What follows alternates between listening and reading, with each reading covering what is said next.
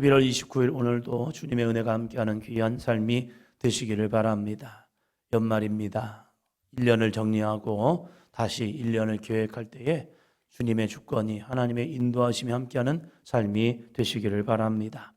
먼저 우리가 회복해야 할 것은 무엇인가? 스가랴서는 하나님의 심판을 명령하다가 이어서 어떻게 우리가 회복할 것이냐?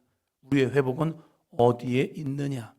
우리가 무엇을 할 때 하나님은 회복하느냐를 우리에게 보여주고 있습니다. 6장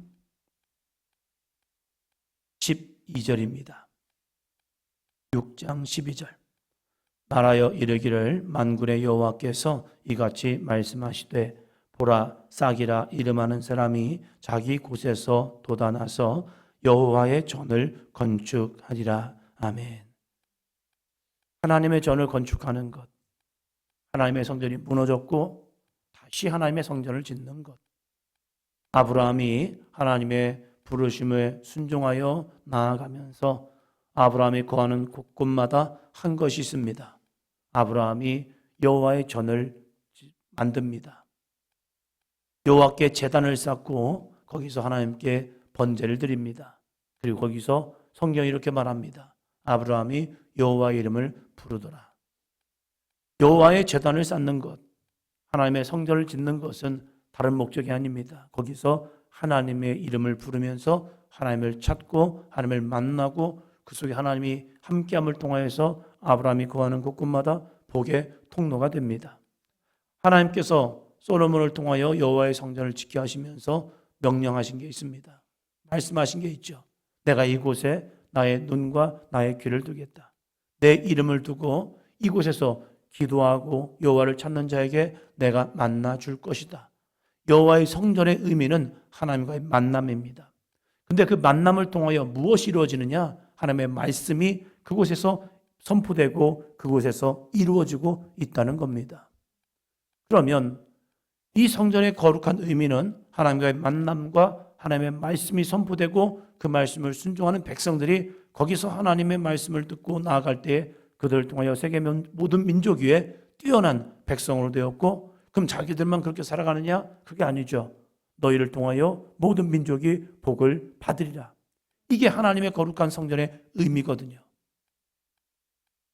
그런데 이스라엘 백성은 이 성전에서 하나님을 만났습니다. 그 하나님의 말씀을 들었습니다. 근데 그것을 자기들만의 하나님으로 만들어버린 거예요. 그래서 영적 우월주의가 되었고 선민의식은 좋았지만 선민이 됨을 통하여서 자기들만 바라보는 신앙이 되었던 거예요. 그럴 때 하나님은 그들의 교만을 꺾기 위해서 그들을 흩어버렸던 거죠. 그러고 나서 다시 포로 귀한 민들을 통하여서 성전을 회복하게 하십니다. 이 성전에서 그들이 해야 할 것은 다시 또 두 가지죠. 하나님을 만나야 하고 하나님의 말씀을 들어야 합니다. 자신들의 안위와 목적, 자신들이 하나님께 기도할 때 하나님이 우리에게 응답하심을 통하여서 하나님을 자신의 소원을 들어주는 그런 하나님이 아니라는 거예요. 하나님을 만나면 그 만남을 통해서 하나님의 음성을 들어야 하고 그 말씀을 통하여서 그들이 살아갈 때 그들은 거룩한 백성이 되고 그들을 통하여 복이 되게 하십니다. 그래서 13절입니다.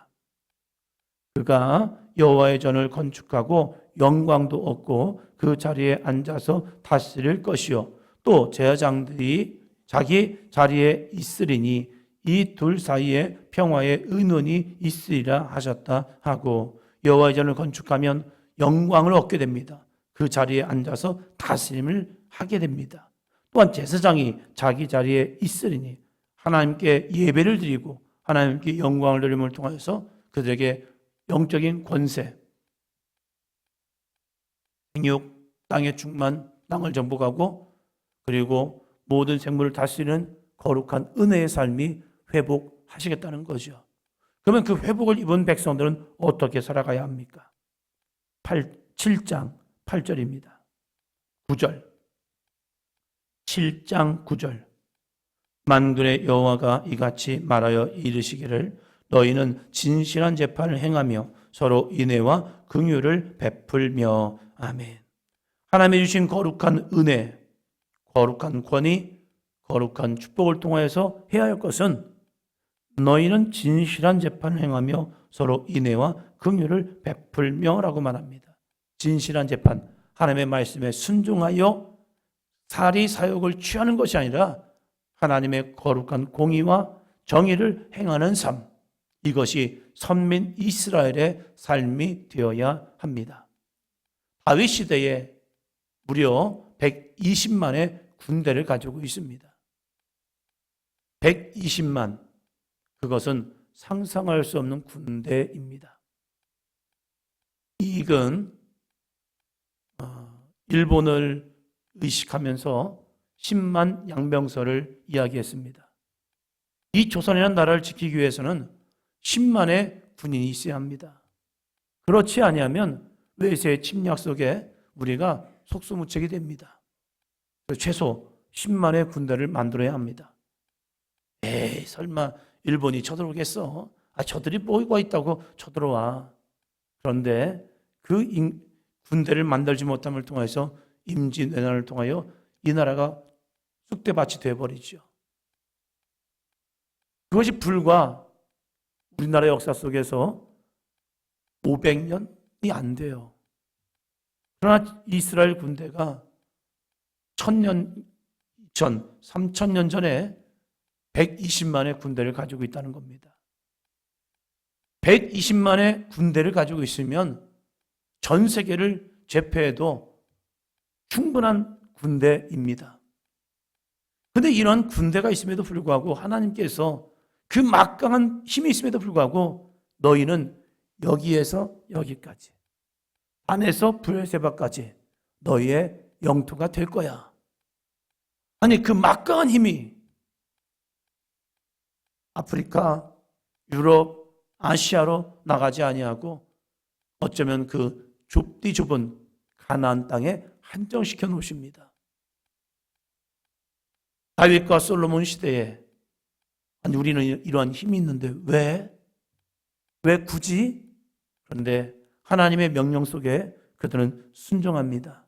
그때가 태평성대입니다. 하나님은 우리에게 힘을 주시고 은혜를 주시고 능력을 주신 이유는 하나님이 주신 은혜 속에서 인애와 긍휼을 베풀기를 원하시는 겁니다. 그런데 그것이 정복으로 나아갈 때가 있습니다. 하나님은 그 모습을 원하지 않아요. 그들의 힘을 가지고 하나님이 주신 은혜를 가지고 세계 재패를 꿈꾸고 정복할 때에 그들이 뭔가를 크게 이루어집니다. 그래서 이 기독교 국가들이 수많은 식민지들을 아프리카, 아메리카에 만들었을 때 그들은 와, 이루었어! 그렇게 했지만 하나님은 그들의 나라를 그냥 내버려 두지 않습니다. 그들의 교만과 그들의 죄악을 하나님이 반드시 묻고 계시다는 사실입니다. 우리도 마찬가지입니다. 하나님의 은혜를 주실 때, 하나님의 거룩한 능력을 주실 때, 하나님의 우리에게 축복을 주실 때 그것은 자만과 교만과 정복이 아니라는 거예요. 나누고 베풀고 인애와 긍휼을 베풀 때에 하나님은 그를 통하여 정말로 하나님 보시기에 아름다운 민족으로 하나님의 백성으로 삼아 주십니다. 그래서 그들이 해야 할 것은 다시 10절입니다. 과부와 고아와 나그네와 궁핍한 자를 압제하지 말며 서로 헤아려고 마음에 도모하지 말라 하였으나 고아, 과부, 나그네, 궁핍한 자 이들을 베풀어봤자 남는 건 없습니다. 누가 알아주지도 않습니다. 와, 대단해요 라고 하지 않습니다. 왜 저래? 그럴 수도 있겠죠. 그러나 그것이 하나님의 마음이라는 겁니다. 내가 너에게 복을 준 이유가 뭔 줄 아니? 내가 너를 세계 모든 민족에 뛰어난 백성이 되게 하신 이유가 뭔 줄 아니? 수많은 백성들, 수많은 민족들을 다 지배하고 정복해. 이게 아니야. 너희를 통하여 선한 역사를 통하여 하나님의 살아계심과 역사하심을 보게 하라. 세상은 힘과 권력을 통하여 지배하게 하지만 하나님은 힘과 능력과 권력을 통하여 그들을 섬기라 라고 말합니다. 이것이 하나님이 주시는 거룩한 능력의 모습이죠. 그런데 뭐 했습니까? 그들은 이렇게 합니다. 11절이요. 그들이 듣기를 싫어하여 등을 돌리며 듣지 아니하려고 귀를 막으며. 그들이 듣기를 싫어하는 겁니다. 왜요? 나 이러한 힘이 있는데, 나 이러한 능력이 있는데, 나 이러한 권세가 있는데, 나 이러한 파워가 있는데. 참 아쉬운 것이 기독교 기업들이 세워집니다. 처음에는 신실하게 하나님을 의지하며, 놀라운 것은 주일은 쉽니다. 이거 쉽지 않죠. 광고에다가 그 텔레비전 광고 같은 데다가 주일은 쉽니다. 되게 종교 편파적이죠. 딱 봐도 저들 기독교인인가 보다 하면서 잘못하면 반기독교 정서를 통해서 불매운동들이 일어날 수도 있고 참 위험한 전략입니다. 그러나 그들이 주님이 왕되심을 고백하며 우리는요 주일날 쉽니다.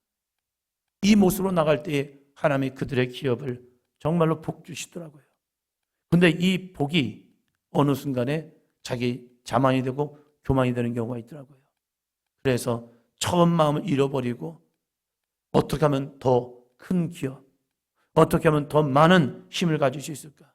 그래서 나눔과 베품이 아니라 자신의 기업에 있는 직원들을 더 쥐어짜면서 더 막강한 기업이 되고서. 왜요? 100억 불 수출하는 것보다 1000억 불 수출하는 것이 더 당당하잖아요. 위세 있잖아요. 사람들에게 자기의 명함을 나타내면서 야, 내가 이러한 기업의 총수야 하면서 조금씩 세상에 타협하는 모습이 되어지더라고요. 그러면서 어느 순간부터 주변의 사람들의 말을 듣지 않습니다. 하나님의 말을 듣기도 싫어합니다. 하나님 앞에 믿음으로 나왔던 분들이 어느 순간에 등을 돌리고 듣지 아니하려고 귀를 막아버립니다.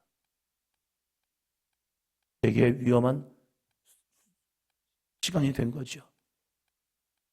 우리의 믿음도 마찬가지입니다. 하나님의 말씀을 듣고자 사모했고 목회자들의 지도를 받으려고 열심히 나아가다가 어느 순간에 매번 같은 말 아닙니까? 목회자들의 동일한 말은 무엇입니까? 회개하십시오. 하나님의 말씀에 순종하십시오. 겸손하십시오. 복종하십시오.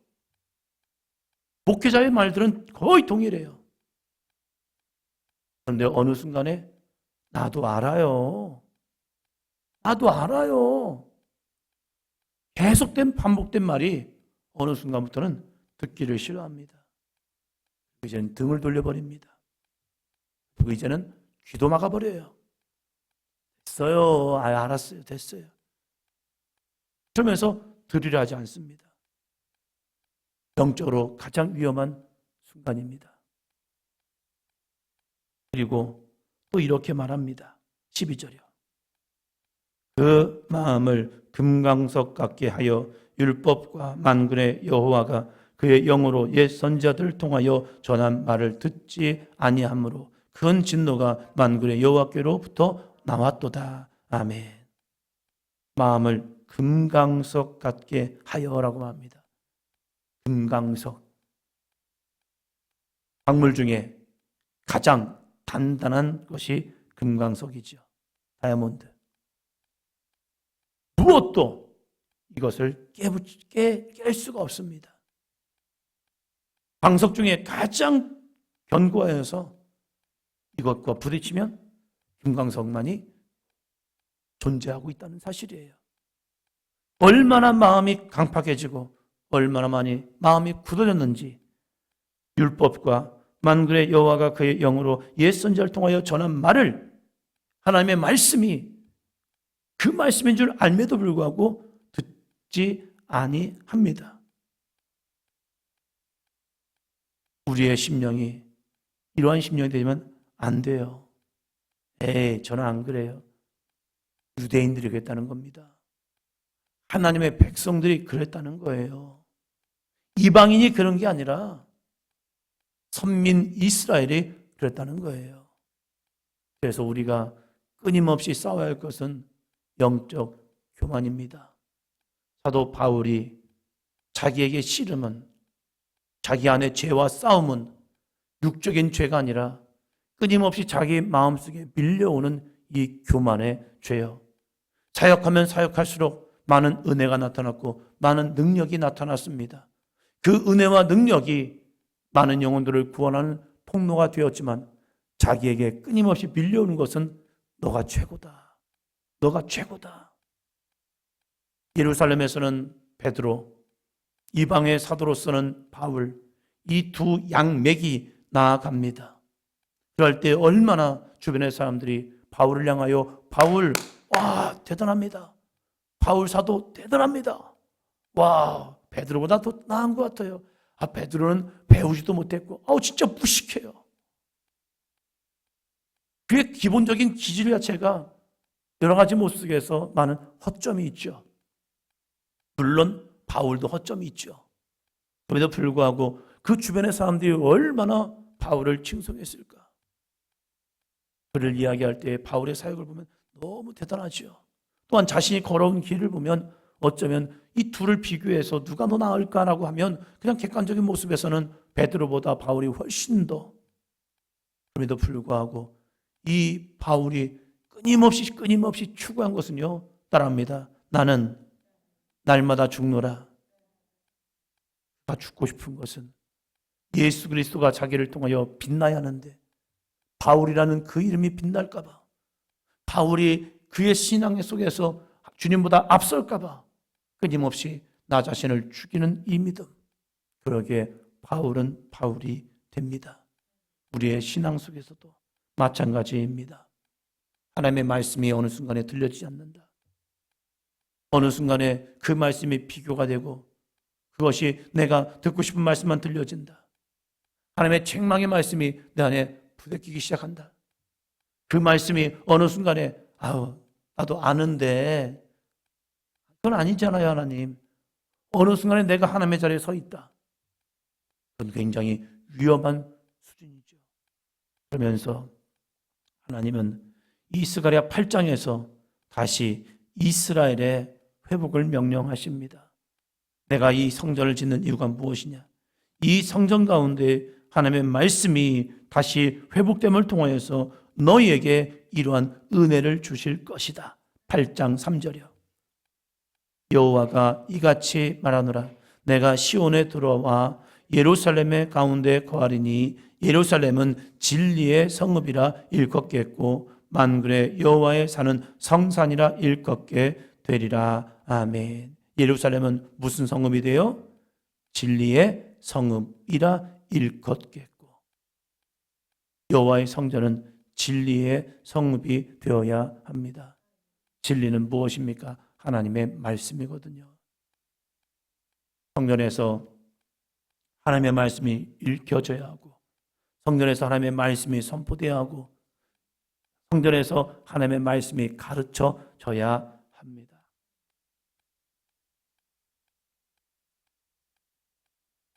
인생의 성공의 비결이 선포되는 것이 아니라 인문학이 선포되는 것이 아니라 인생론이 선포되는 것이 성전이 아니라 성전은 따라합니다. 진리의 성읍이라. 하나님이 기뻐하시는 믿음의 삶, 하나님이 원하시는 우리 신앙의 삶, 육신의 안일보다는 하나님의 말씀에 어떻게 복종하며 우리가 십자가의 길을 가는가. 그 십자가의 길을 갈 때 주님께서 우리에게 어떠한 부활의 영광과 하나님의 응답의 모습이 증거될 것인가. 이 거룩한 은혜를 증거할 때 우리 눈에는 기이하지만 하나님은 당연하다. 우리에게 역사하는 능력이 될 줄로 믿습니다. 헌신과 충성에는 분명한 열매가 있더라고요. 그래서 우리가 어떠한 믿음의 신앙의 모습을 통하여 나아갈 것인가. 그때 여호와의 성전의 지대가 쌓았던 그날에 선지자들의 입에서 나오는 모든 말씀으로 견고해지는 은혜를 경험하게 됩니다. 마지막 9절이요. 만군의 여호와가 이같이 말하노라. 만군의 여호와의 집 곧 성전을 건축하려고 그 지대를 쌓던 날에 있었던 선지자들의 입의 말을 이날에 듣는 너희는 손을 견고히 할지어다. 아멘. 성전을 짓는 이유, 그 지대를 쌓던 날 있었던 선지자들의 입의 말을 이날에 너희는 이날에 듣고 너희는 손을 견고히 할지어다. 여호와의 성전이 건축이 되면 너는 그때 선포되었던 선지자들의 말을 듣게 될 것이다. 오늘도 우리가 하나님의 말씀을 듣고 2026년도도 하나님의 거룩한 음성을 듣고 그 말씀에 순종하여 한 발짝 한 발짝 나아가는 삶이 되기를 축원합니다.